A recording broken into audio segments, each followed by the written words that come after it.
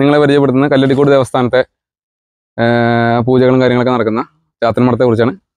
ഇവിടുത്തെ മഠാധിപതി ആയിട്ടിരിക്കുന്നത് ഞാനാണ്. ഇവിടെ കരിങ്കുട്ടി ചാത്തനും പരിവാരങ്ങളാണ് പ്രധാനമായിട്ടുള്ളത്. കാര്യസാധ്യങ്ങളാണ് ഇവിടെ ചെയ്യുന്നത്. അപ്പോൾ നിങ്ങൾക്ക് ഞാൻ എൻ്റെ മഠത്തെക്കുറിച്ച് ആദ്യം ഒന്ന് പരിചയപ്പെടുത്തി തരാം. ഈ ഇരിക്കുന്നത് എൻ്റെ ഗുരുനാഥൻ പാക്കനാട് ആണ്. ഞാൻ പാക്കനാട് സമ്പ്രദായത്തിലാണ് കർമ്മങ്ങളൊക്കെ ചെയ്യുന്നത്. ഇത് ഞാൻ ആയിരിക്കുന്ന എൻ്റെ മൂർത്തി, എൻ്റെ ചാത്തൻ. ഇവിടെ കരിങ്കുട്ടി സമ്പ്രദായത്തിലുള്ള 64 കലകളിലിരിക്കുന്ന ദേവതയായിട്ടുള്ള കരിനീരി സമ്പ്രദായത്തിലാണ് ഇവിടെ പൂജകൾ ചെയ്യുന്നത്. പുറത്തിരിക്കുന്നത് കരിങ്കുട്ടി എൻ്റെ തറവാട്ടിൽ പഠിച്ചാചരിച്ച എൻ്റെ മുത്തപ്പൻ എന്നുള്ള സമ്പ്രദായത്തിലാണ് തറയിലും വെച്ചിരിക്കുന്നത്.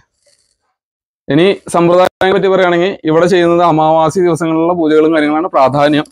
പൗർണമി ദിവസങ്ങളിൽ കാര്യസാധ്യമാണ് ഏറ്റവും കൂടുതലായിട്ട് ഇവിടെ ചെയ്യുന്ന ഒരു പ്രവൃത്തി. ഈ ഒരു ഇതാണ് എൻ്റെ മഠം. കാരണം കല്ലടിക്കോട് സമ്പ്രദായത്തിൻ്റെ യഥാവിധി ചെയ്യുന്ന കാര്യങ്ങൾ, അതായത് കല്ലടിക്കോടൻ സമ്പ്രദായത്തിൽ എങ്ങനെയാണ് ചാത്തനെയും കാളിയെയൊക്കെ ആരാധിച്ചു പോന്നിരുന്നത്, അതിൻ്റെ യഥാവിധി സമ്പ്രദായങ്ങളാണ് ഞാനിവിടെ പറയുന്നത്. അതായത് കള്ളും തവിടും വെച്ച് തൂവി കാര്യസാധ്യത്തിന് പറഞ്ഞ് പ്രാർത്ഥിച്ച് ചെയ്യുന്ന കർമ്മങ്ങൾ, ആ കർമ്മങ്ങൾക്ക് വേണ്ട രീതികൾ, കർമ്മരീതികളാണ് ഇവിടെ ഏറ്റവും കൂടുതലായിട്ട് പ്രാധാന്യം കൊടുക്കുന്നത്. കർമ്മത്തിന് എങ്ങനെ പ്രാധാന്യം കൊടുക്കുക എന്നുള്ളത്. അല്ലാതെ നമ്മൾ ഭഗവാന് ഇവിടെ 16 കളത്തിലും ഭഗവതിക്ക് 64 കളത്തിലും ഗുരുവിന് 9 കളവാണ് ഇവിടെ കളത്തിൻ്റെ പ്രാധാന്യം.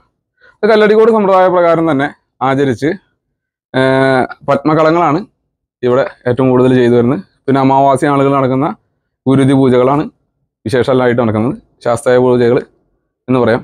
മലബാർ സമ്പ്രദായമായിട്ടുള്ള രീതികളും പാക്കനാട് സമ്പ്രദായമായിട്ടുള്ള രീതികളാണ് ചാത്തൻ മഠത്തിൽ നടക്കുന്ന പ്രധാന പൂജകളുടെ രീതി.